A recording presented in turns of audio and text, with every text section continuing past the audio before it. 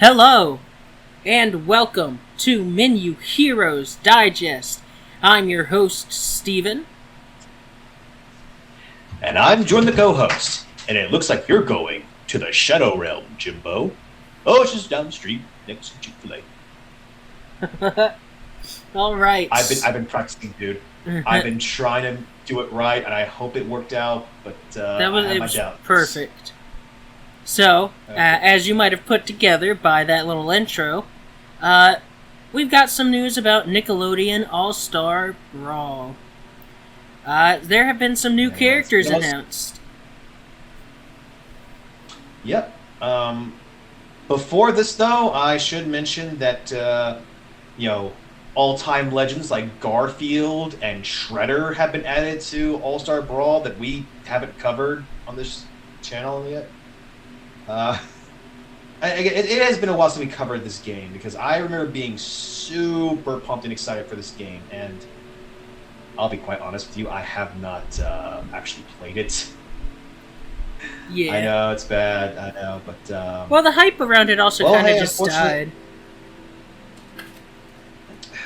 It did. It did not. Again, it's like I think the idea of it is cool, and I was super pumped for this, but. Esther, looking at this modern trailer, you find out you don't hear any of the voices, not even the sound effects from any of the cartoons, and that does hurt the appeal. Yeah, it's gotten a lukewarm reception at best. But everyone's trying to make their own Smash Brothers nowadays. I'm surprised Sega hasn't made a Sonic brawler.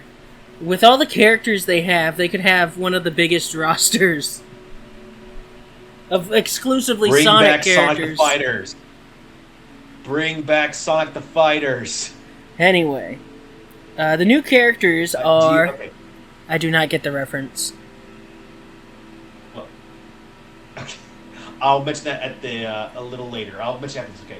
So basically, the new characters are Jimmy's dad, Hugh, the guy everybody's been waiting on, Huey Neutron, Rocco from Rocco's Modern Life, and the one I've been hoping to see is XJ9 from My Legend Teenage Robot. Yes. I remember watching that show when I was younger. I never was, big into it, but... I think the one who is obviously the best out of this is Hugh, Mr. Neutron. Yeah, Mr. Neutron, I mean, certainly he's been the one everybody's been asking for. He's the one that people have been memeing about, like, oh man, I'm going to maim Hugh Neutron so hard when this game comes out and everything, and there's going to be people being like, well, I'm all for Nigel Thornberry. He's going to be my main for forever and everything. And hey, here's hoping that the game does keep growing more and more and gets more attention. And, because I would like to see this keep going. There certainly are plenty of Nickelodeon, and if Paramount, if Nickelodeon wants to be smart, they want to maybe include some other Paramount properties. Some Star Trek again. The Halo. Well, yeah, that's a good one, Star Trek. But okay. Halo, I know people are not happy with the Halo show, but Master Chief, they could throw in Master Chief. Maybe, yeah. It's not impossible. It's not impossible. And yeah, and I don't know if they're if this is still a little bit sure or not, but maybe Johnny Knoxville and Steve-O, just throw them in there as well. I mean. Can we even say the name of their show or their movie on this podcast? I don't know what it is. Text it to me. I mean, wow, I am old. But I don't feel that old, though. I feel like it's... Anyways, well, he's having his midlife crisis. No. Oh, yeah. Nah, we'll avoid that name. And the funny thing is like Messenger keeps trying to auto-correct my texts and everything, and it's like, clearly that is not what I meant. Yeah, I know what you meant. So anyway, Yes. Jenny is available right now. Hugh will arrive this summer, and Rocco will be debuting in the fall. But what about Heifer? I really need to go to the bathroom. Who? Me. No, go away, Xander. Okay. I love you. Special No. guest Xander Hold here. Hold on. Okay. I'm gonna mute my mic. I'm sorry. You keep talking. Okay. Yes. So oh, how to work? Sorry. Basically, Nintendo is our. Oh man, not Nintendo. Nickelodeon now has plenty of characters, and Paramount has plenty of characters. Certainly, these three I am super pumped and excited for. They're still missing a few Ninja Turtle characters. Okay, you got Leo, you got Mikey, April and Shredder are cool. I'm glad they're in it. But what about Raph? What about Donnie? What about Splinter? Crane could be super cool. Yeah, probably not going to include any of the like Neutronians, but like that's an obscure thing. But hey, you can put them in the background characters level or whatever. Yep. And even though I've been trying to not include live action stuff, even though I just threw in Johnny Knoxville and Steve-O, but throw in some Power Rangers, you know? Oh yeah, that would be smart. Oh, considering there was like a Power Ranger Ninja Turtles comic that came out that was really popular, that sold a lot of copies. They also did an actual Do that crossover. I do remember that, Steven, and Oh, were we not supposed to back talk then, about that? well, it's like it's a misstep. It's a big misstep that makes it that like I don't know. It's like the idea. Well, basically, they chose that live-action TV show, Next Mutation Turtles, and not the movie version. Well, okay. So the last movie was Turtles in Time, which was not good. I ended up having to. I just was in the mood to rewatch the live-action Ninja Turtle movies, and Turtles in Time is even worse than I remember. Oh, it's even way worse. And there's a Turtles in Time game that is so freaking good. It actually plays the idea of the turtles being thrown to different time periods, and Shredder and Krang, they're messing up stuff and everything. You facing all the different bosses and stuff. It's really cool. I certainly would like to play on the channel. Yeah. Throwing out some ideas. I won't say no. Yeah, I've just been sitting here talking. Yeah, I'm just sitting here thinking like, what kind of things we could also add to, to the Nickelodeon. I keep wanting to say Nintendo, but it's Nickelodeon. Yeah. It's Nickelodeon. What Alright. is wrong with me? I'm a 90s kid. What is wrong with me? So let's go ahead and move on to something Nintendo related. Yes, I guess that's my Freudian slip. So Huh.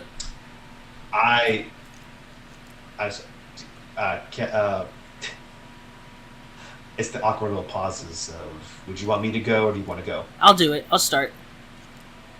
Okay. So, we all know that at the end of Super Mario 64, Princess Peach bakes Mario a cake, right? You knew that, right? Yes, I did play the game. Okay, so you know that she bakes him a cake at the end of the game. Well, apparently, that cake is a lie.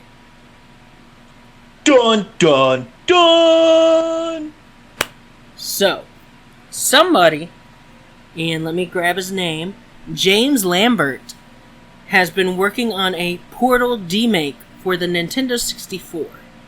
And we're not just talking about one of those art projects where it's like, hey, this is what it would look like on the 64. I'm talking about an actual game. Like, you can play on the actual 64. The he's gotten the portal system working, which is like, the most important part. And you can actually look into them, and everything's reflected inside, and they move like they should. They work like they should. Yeah. So he said in the video he would usually have sound effects in the game by now, but he wanted to verify that the Nintendo 64 could even do portals. You can see the room repeated about 4 times in the through the portals, like, when you reflect a mirror in another mirror and another mirror and another mirror, something like that.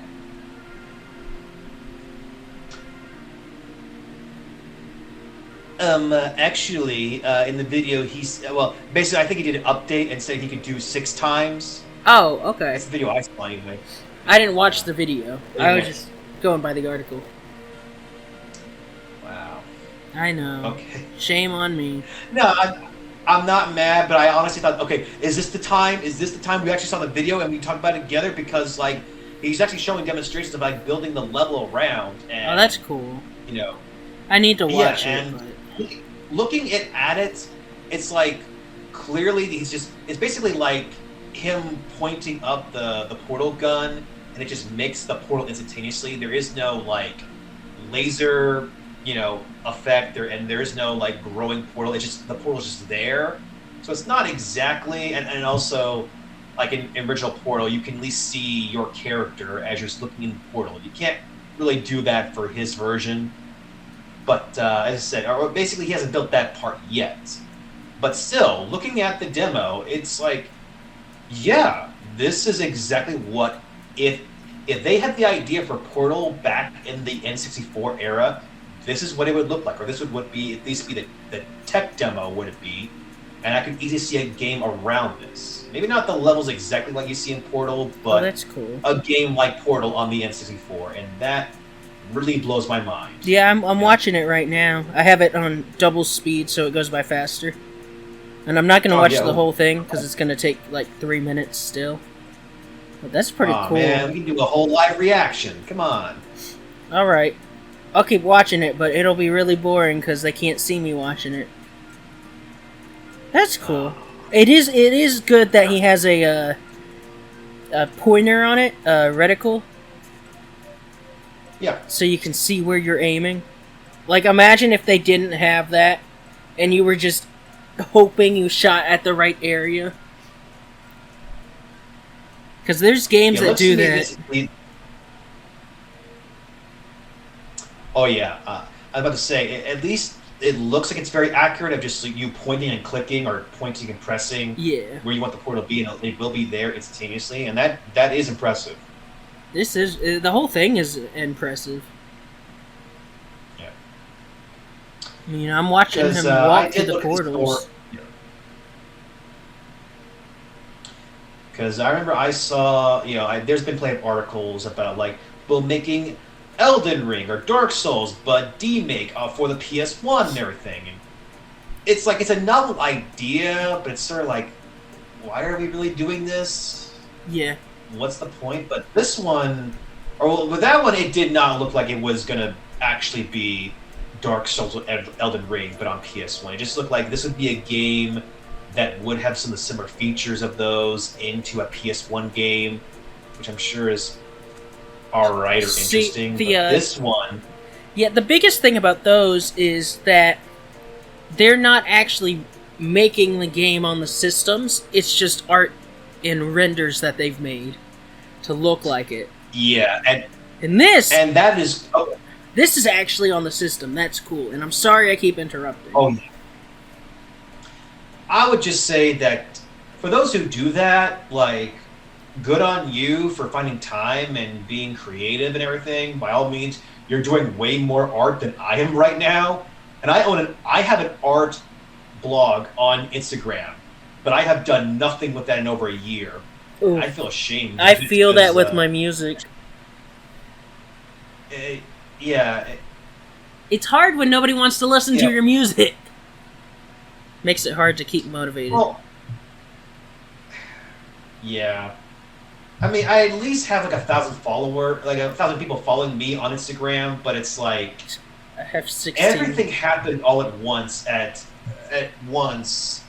to like prevent me from really getting motivated. Because I'm taking care of a dad and a grandma right now, and I lost one of my best friends because of a sickness a couple months ago. Well, I'm not. It's not like that. I've learned to live with it. I'm living with it right now. So, anyway. Maybe we should move on to something less depressing. Yes, let's talk about, and I'll let you cover this. Okay, so, So basically, you got your various esports out there, Right now, I'm paying attention to what's going on in EVO right now because I'm big into fighting games and seeing what all games are available, what's all going on, and who's playing and whatnot. But there's various esports for your first-person shooters, like for your Halos and everything. And Halo Infinite certainly has gained a big following and is got its own little thing going on. But right now, it's going through a little bit of controversy with one of its star players, Tyler Spartan Ganza. Is a professional Halo Infinite player who has voluntarily benched himself from the rest of the game schedule season, alleging that his team, E United, is holding him to contract under conditions that are unconscionable and oppressive. So, following the rocky rollout of Halo Infinite's second season early this month, Ganza was one of the most vocal critics among the game's professional class. On social media, he skewered many of the update's misfires, focusing on how the patch introduced a bug that caused guns to jam up, and did so with a little bit of colorful language here. Anyway, he was fined about $2,500 by Halo Championship Series organization, who cited a violation of the code of conduct for pro players. E United followed that up by levying that fine of its own with just simply $750. But he says a $3,250 hit is not why he's hanging up his hats temporarily. On the quote, he says, "I'm officially on the bench. I'd like to make it clear that I have put myself here, and it was no one else's choice but my own." And as he wrote in a Twite Logger statement earlier Saturday morning, adding that it has absolutely nothing to do with the fine debacle. Ganza's choice to bench himself is rooted in soap-worthy drama dating back to the start of Halo Infinite's professional season, which officially kicked off in December. After that month's HGC's majors in Rayling, North Carolina, and I have a few. Sorry, my main went to my little trips to Rayling, and it's a little highs, a little lows, but I'm not going to get into that right now. That's a long, long story. Anyway, E United performed well, coming second against Cloud9, which that nabbed gold. 2 months later, at HCS's major in Anathema, California, E United came in third. Cloud9 once again nabbing gold. The dip in performance could be attributed to any number of factors. Performances of sports teams fluctuating all the time. But Ganza chalked it up to some insidious behind-the-scenes dealings on the part of E United. According to Ganza, his teammate Ryan Randukins, what are with these nicknames, lobbied to recruit seasoned Halo and Call of Duty pro Matt Formal Piper. As for who Piper would theoretically replace, King Nick Panzin. It's not even that clever a nickname, dude. Like, oh, my name is Nick. I'm gonna call myself King Nick. Okay. I need to move on. I know. But anyway, ultimately, E United never went through with any trade. Panzella is still on the starting roster, and Piper is currently on the Optics Games Infinite lineup, having replaced longtime Halo pro Justin Pistola. What is even that? Dece. But damage was done. Ever since then, the entire dynamic of the team has taken a hit. Ganza quotes, "We have a little to no faith in each other. Trust is out the window. As last month's HCS majors in Kansas City, the most recent pro event for Halo Infinite, E United finished in 4th place. Ganza said that following the Kansas City event, he has since received interest for other Halo Infinite eSport organizations, but did not specify which teams expressed interest. Nat Dexler, an attorney and representative for Ganza, told Kotaku in a statement that Ganza held a phone meeting with E United last Wednesday and requested to be released from the contract. Reportedly, a member of team's management suit told Ganza, "I will not let you go anywhere. You are not tradable. You are not for sale, and I will not give in and let you go anywhere, and you will only play for E United this season." Oh. Ew. Yeah. So, in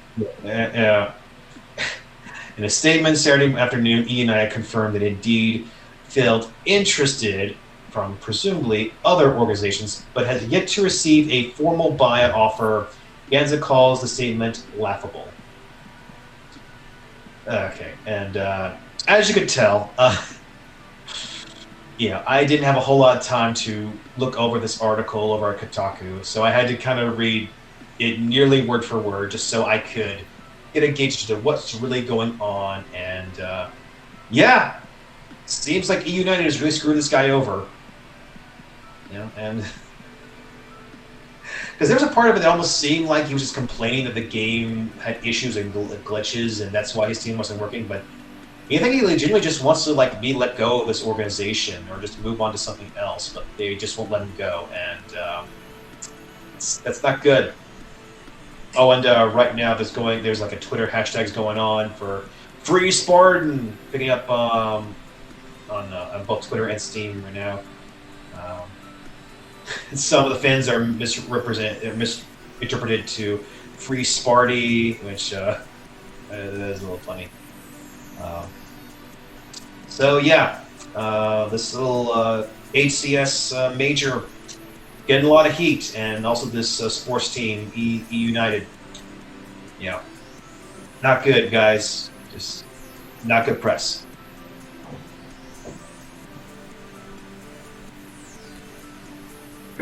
All right. So this next story we're not going to take too long on, and it does contain spoilers for Doctor Strange in the Multiverse. So, Multiverse of Madness. Yes, of Madness. So,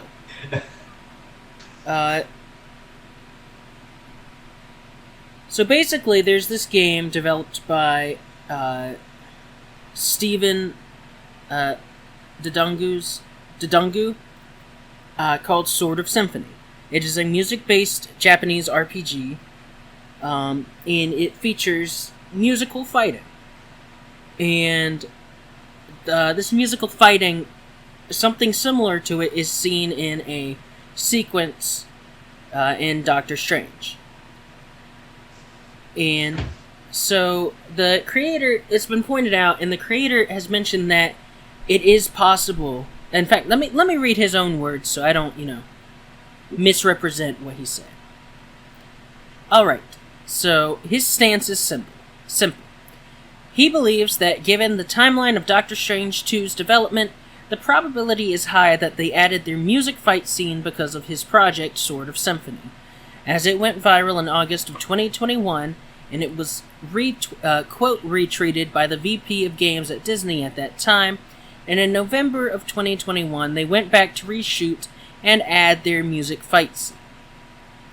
Because of this, he understands why a huge amount of people across all social media platforms are telling him that they ripped him off. Now, obviously musical fighting is not a unique idea.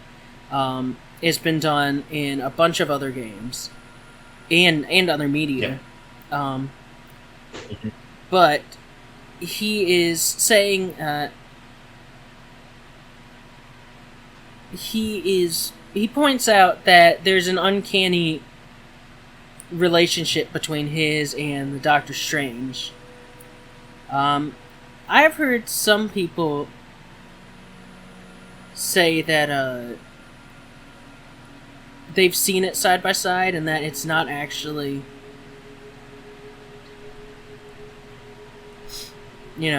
very similar. I can say I haven't seen, like, he has his YouTube channel. I think he does have a YouTube channel, or like there's a YouTube channel that does show like the test footage or shows like the test battles and everything. I've only seen the trailer that's available on IGN, and from what I gather, like, okay, yes, like sounds are happening. You see the musical notes, and the main character, the character you're playing as, can form a sword out of musical notes. And while there is something vaguely similar to, like, with the main character making music and using those notes as weapons, it's again not exactly like we saw the battle in Doctor Strange: Multiverse of Madness. And also, like, again, this is not me coming into the defense of Sam Raimi and Doctor Strange or anything, but the big reason that Doctor Strange: Multiverse of Madness was moved was the same as Thor: Love and Thunder, because the pandemic was a big issue, and so many movies from 2011 had to be pushed back to 2022 because we were still dealing with the pandemic. There was still plenty of shots that needed to be filmed. So many precautions had to be taken in order to it. And by all means, I think it is very much possible that at some point, either Sam Raimi or somebody at Marvel or somebody behind the productions did look at Sword Symphony, seeing it gaining attention on Twitter, and saying, we could try and do that. Our character's all about magic. There could be a cool musical magic fight in our movie. We could do that. So, and again, there are plenty of examples of black content creators and black artists trying to do their own thing, trying to make a name for themselves, and someone along the lines, someone mostly white, came along, saw what they did, and completely snatched it and took the credits. It has happened before. It is on record. No, it is not CRT. It's just a fact of life. It's what has happened in the past, and it's probably happening right now as we speak. But at the same time, I can only tell you from what I've seen, from the trailer I saw, nothing about it screamed plagiarism. This does not scream plagiarism. That's okay, just from my point of view. And honestly, even if it was plagiarized, it's less of an issue of the creator being black and more of an issue of big companies going after little companies. Because if it was plagiarized, I can guarantee that they would plagiarize from the small company no matter what. See an idea, they're like, oh, hey, we can use our money and take that idea. I mean, race is obviously an important issue, and it does. There are a lot of instances where they get screwed over just because of their race. But I think in this instance, it would have just been because, they were a smaller company. Company being, the one guy. Yeah, and as I said, like, unfortunately, because this happened before, because what you said has happened before plenty of times, to where even though I do like Sam Raimi and I do like Marvel, if I did discover this news, if this was proven to be fact, it wouldn't shock me. It would disappoint me. My opinions on both sides, on both the big companies and the big name directors would diminish because of this, but it's not that shocking. It's not that unprecedented because there is proof of that happening before. Yes.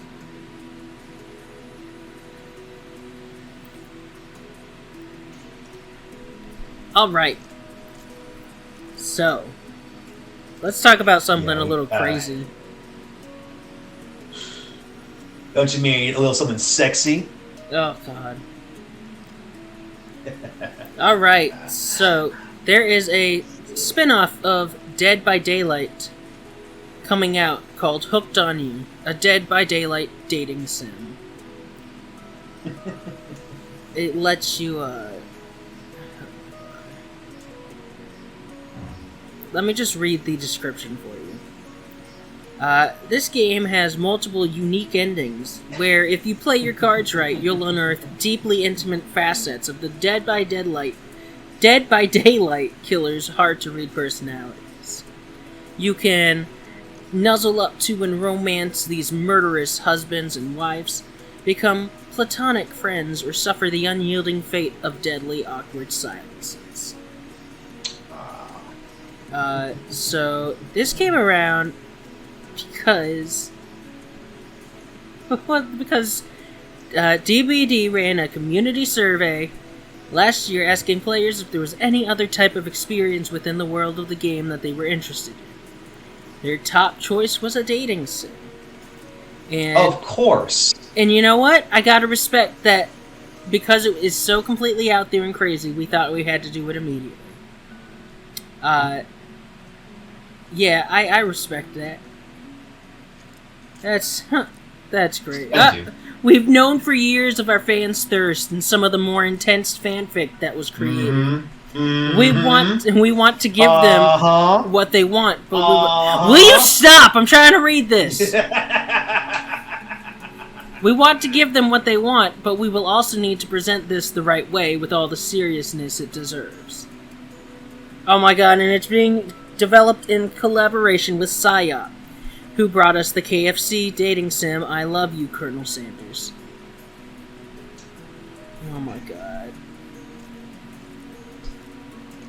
So again, I saw a little trailer on Twitter, and my suspicions were correct. It's only going to be the original killers of the game. You're not going to be able to date Michael Myers. You're not going to date Pyramid Head, even though that's been the thing I've been wanting for since 2002, you cowards. You can't date Sadako from The Ring. You can't date Pinhead. I wouldn't want to date Freddy Krueger. I just... No, especially not the remake. No, get the remake. You're too old for him anyway. Yeah. Again, this is why I hate the remake.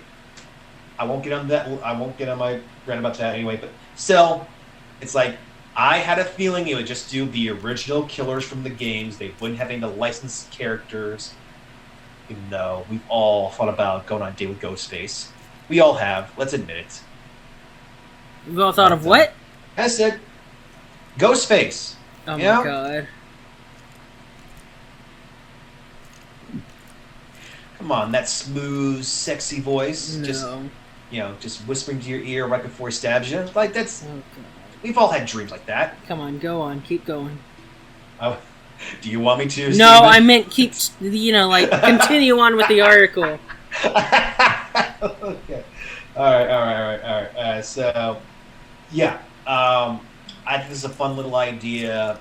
I have no doubt this will be a big hit if they get this available on Steam, have people purchase it. I have full confidence that not only the Death by Daylight fans, but also horror fans would just get a nice little chuckle out of being able to date a killer.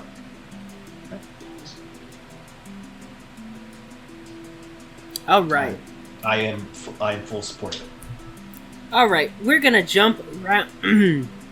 Sorry, we're gonna jump around a little bit because I wanna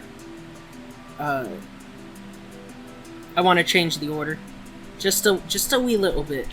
Okay. We're gonna talk about how Bungie calls out gaming racism after the Buffalo shooting. All right. So, in case you missed it, there was a mass shooting in Buffalo, New York. There is no way to miss that. There's no way to avoid that, and it is a sad, tragic part of life. But we gotta acknowledge that it happened, and it is a tragedy. Yes. So Bungie put out a blog post on May 17th. Far too often, these racist attacks begin within online communities, that are used to recruit and radicalize individuals. It is time we begin to examine our practices and see what part we can play in preventing these tragedies.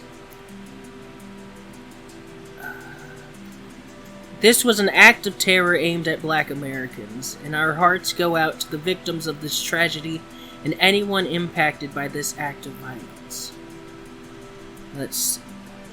The studio's Black at Bungie Inclusion Club is showcasing its Be Heard pin at the top of the company's merch store and donating all profits for the next year to the Southern Poverty Law Center.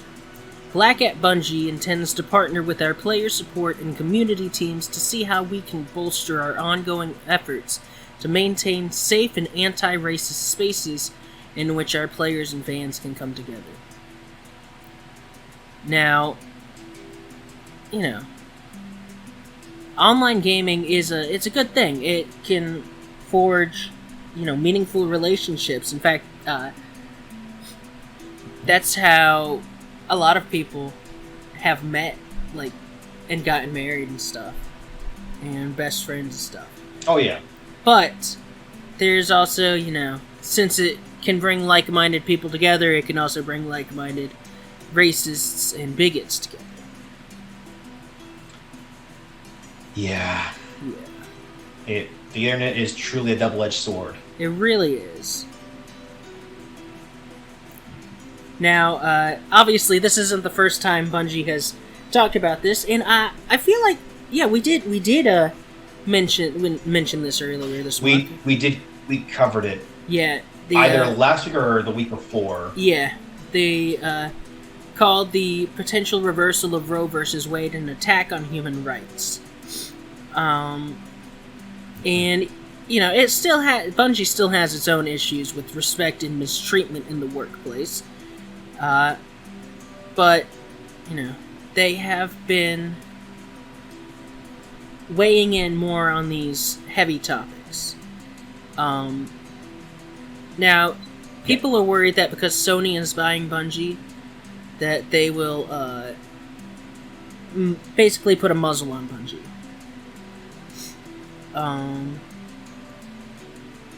Let's see. What is a C?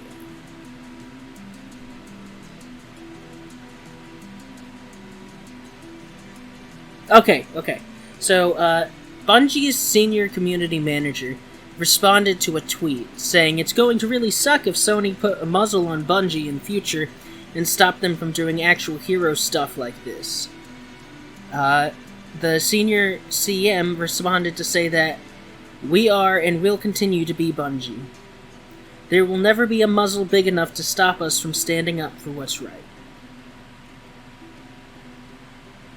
So, hopefully they won't stop speaking out when Sony finishes buying them.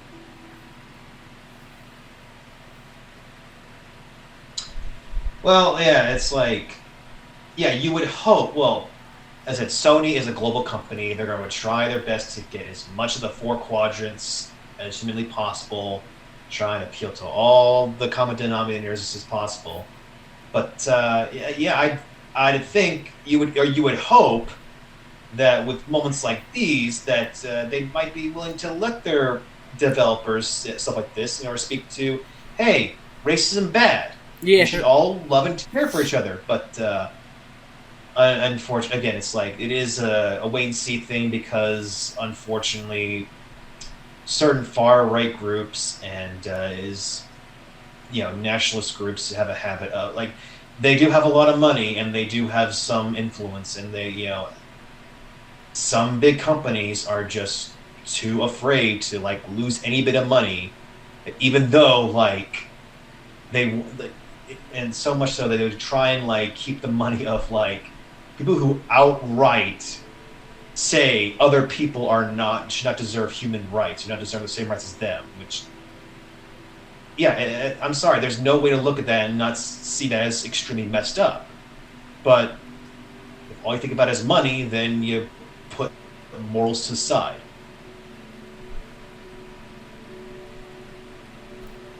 And speaking of morals,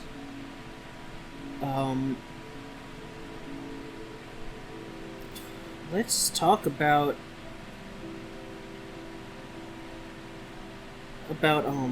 sorry, I was just kind of flabbergasted by this. Let's talk about what Certain Affinity CEO Max Hopperman wrote in a letter to his employees. So, he is the CEO of a Texas-based game company called Certain Affinity. And as many of our viewers, all 5 of them should know, Texas is one of the most LGBT and specifically trans unfriendly places in the United States. It is also one of the biggest anti-choice. It's one of the most conservative states, basically. In his letter, he writes, "As a demonstration of our company values, today I am making this commitment. If the state or province that you live in restricts access to what a majority of medical experts consider essential care, and this makes remaining there untenable for you and your family, we will cover the pre-approved, documented, reasonable out-of-pocket costs of your relocation to another, safer state or province that we operate in." Let's see, and it continues. On Twitter, where he shared the letter, he says, "As a business leader, it's exceptionally difficult to navigate highly politicized issues like transgender and abortion rights. But I'm not content to sit back and say or do nothing.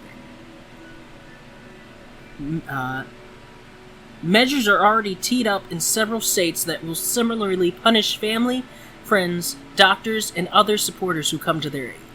This is all incredibly concerning on a personal level, and also as a business owner and leader. Naked politicalization of private health matters is hurting our business in tangible ways, including our ability to recruit staff." A lot of companies released statements in support of abortion rights, but the fact that the company is going to pay to relocate employees is, that's pretty, it's pretty great. It's sad that it has come to that, but, it's... Yeah, it's entirely messed up that it has come to that case, that things in Texas are that bad, that people have to rely on their employers and hoping that they will show charity and kindness and remorse to help them through these tough times. And this is one of the few times they'll do that. Most of the time, they'll just be like, they'll post a thing on Twitter or whatever and say, "Oh yeah, we're supportive of this, we care about this," but won't really lift a finger. And this is the insane dystopian nightmare we're in. Alright, EA. Okay, well, I know... No. I know we should be off the topic, but I want to at least say one last thing. Oh, okay. Because while, yes, Texas is at the bottom of the list, Florida is getting very close to that number, but yeah, That's it's like true. Those two are at the bottom. Unfortunately, even here in Virginia, we got our fair share of some backwards, crazy folks that have managed to be in positions of power, because I read a story just today about a Virginian lawmaker, Tim Anderson, trying to sue Barnes & Noble because they do sell LGBTQ plus books and are actively encourage, or they do have books for kids to read about LGBTQ plus stuff. And I'm hoping that our state can shoot this lawsuit down, and Barnes & Noble can shoot this thing down so this does not spread. But our state is also lagging behind. It's it ain't moving too forward. That's an issue that we have to address. That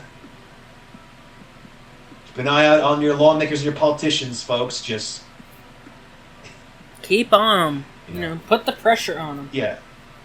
Exactly. Vote them out of office if you need to. Yeah, this Tim Anderson, whoever no, I didn't know about Tim Anderson before, and now I do, and I will vote for his opponents to get him out of office. Because seriously, dude, like it's not enough to just to go after schools, but now you go after a private business that decides what it wants to sell its customers. You're gonna go after them. No. Screw that. Ugh. Like, all right, now we can the pretense that they're putting all this under is, oh, we want to protect the kids, they shouldn't know about stuff like this. The problem is, if they shouldn't be reading about same-sex relationships, and by the way, if it's a kid's book, it's probably they're holding hands or they're kissing. Or, like, it's obvious they're a couple. Yeah. If you don't think kids should see that, kids shouldn't see moms and dads holding hands then. They shouldn't see heterosexual couples. If holding hands and kissing is too much to show kids, then, you gotta... all of it. Ban. Yeah. And if you see... two people of the same gender or sex kissing, and you immediately think there's something sexual about that, maybe you should examine what you're into. If you think, like, for example, two men are kissing is inherently sexy, that probably says a lot more about you than it does them. I mean, that's kind of been the case for a long time. It's like, I do remember a lot of stories about plenty of lawmakers, like GOP lawmakers, being caught with a male escort or with a male stripper.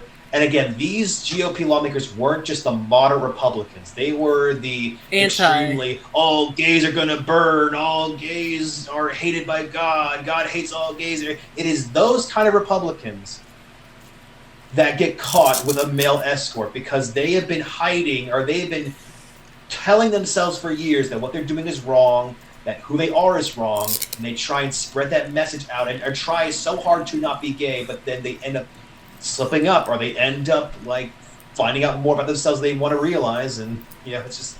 And I mean, part of it might go back to that whole "I suffered, so you have to suffer" thing that people feel. They're like, well, I couldn't be openly gay back in my day, so you can't be openly gay in your day, and that's just not right. That is pathetic. That is a pathetic mindset of trying to make other people suffer because you suffered. That is. There's no way you can live a happy. There's no way you can find happiness in that life. No way. No way. All right. But speaking of things that makes us unhappy, EA. I'll let you handle this story. Okay, so I just discovered the story an hour ago.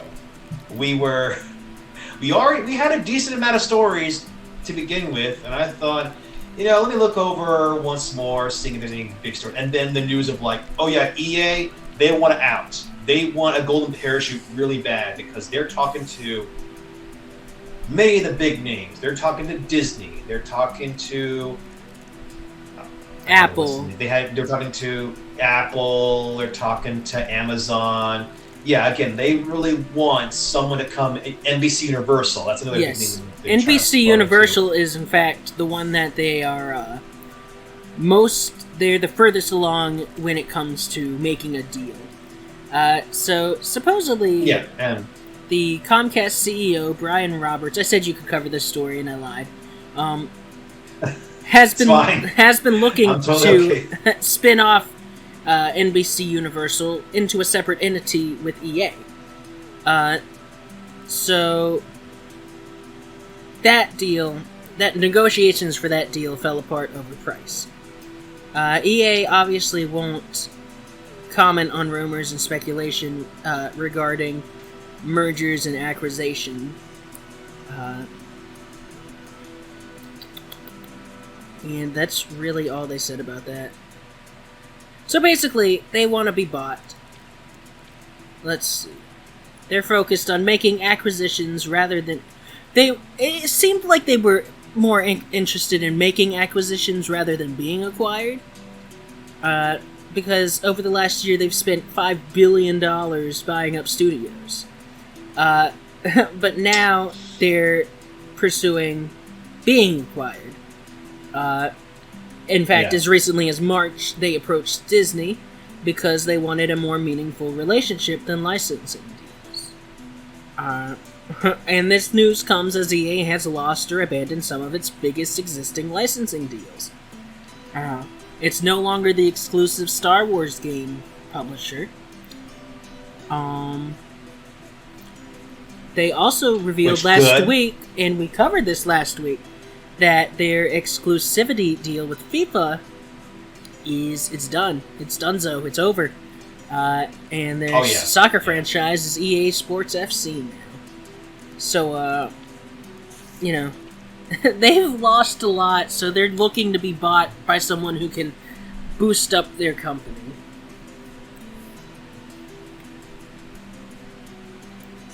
Yeah, because also I'm looking around what games NBC Universal make under their game division is, and all I'm seeing is a bunch of licensed games, a bunch of Jurassic Park and Jurassic World games, some games based around Voltron and the Tales of Arcadia stuff, and it's just it's like there's not a whole lot that is purely NBC Universal within their library of games. So they're gonna want whatever EA has in their vaults and want to expand upon that or try and make some franchises. Oh my god! IPs.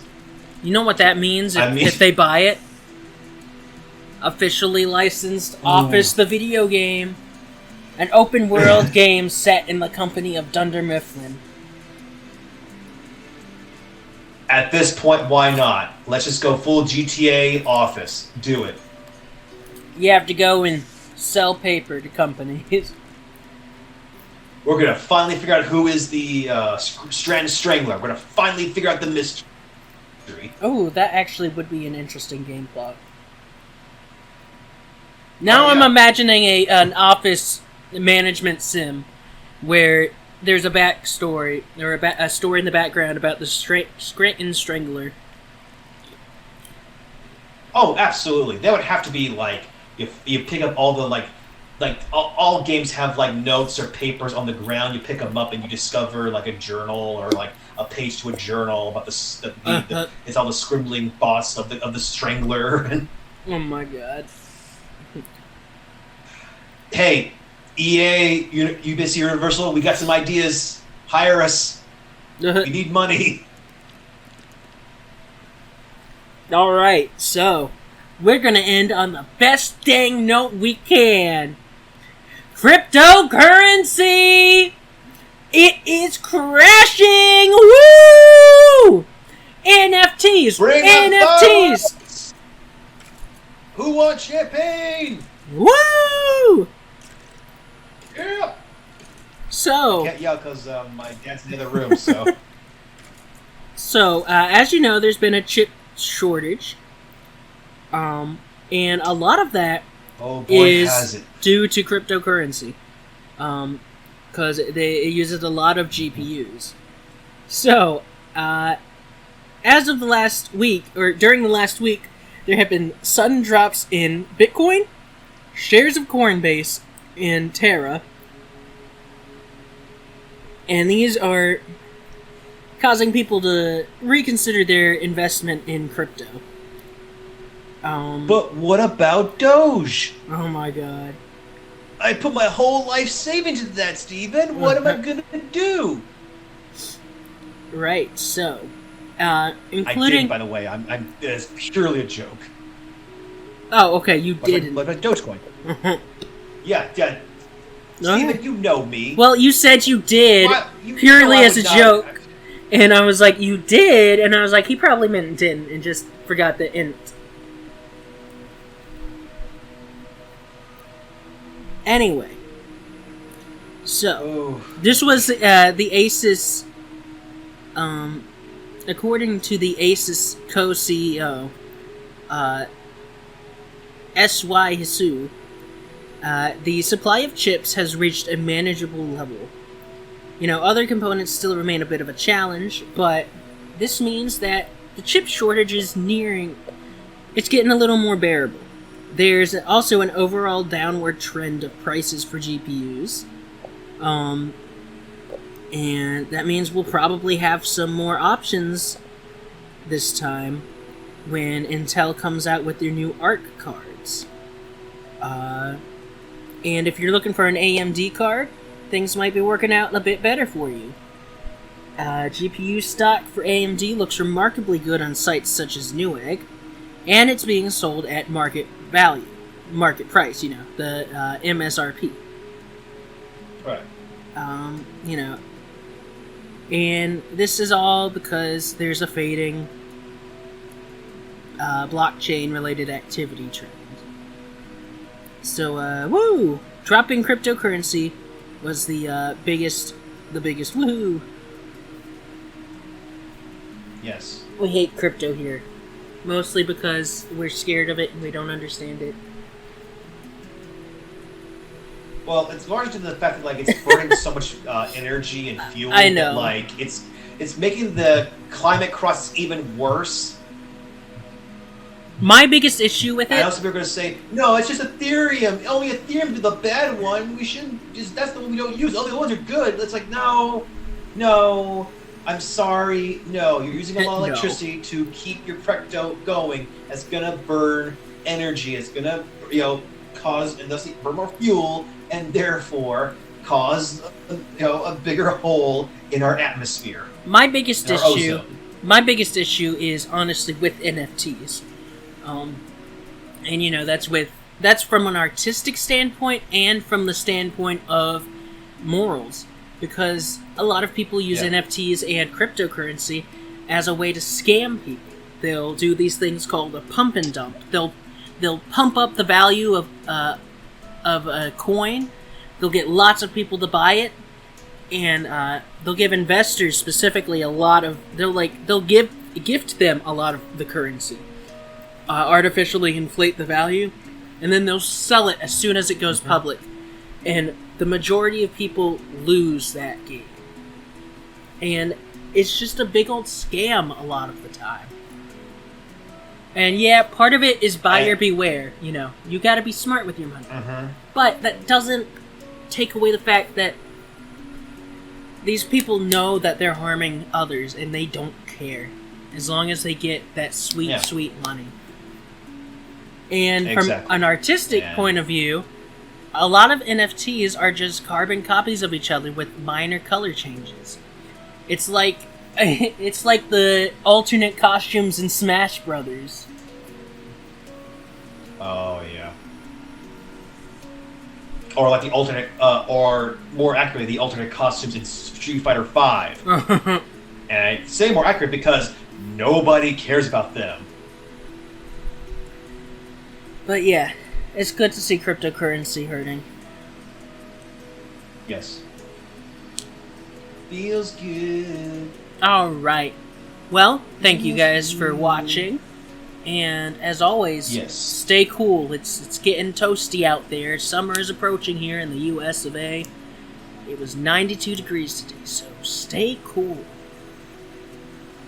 Toasty!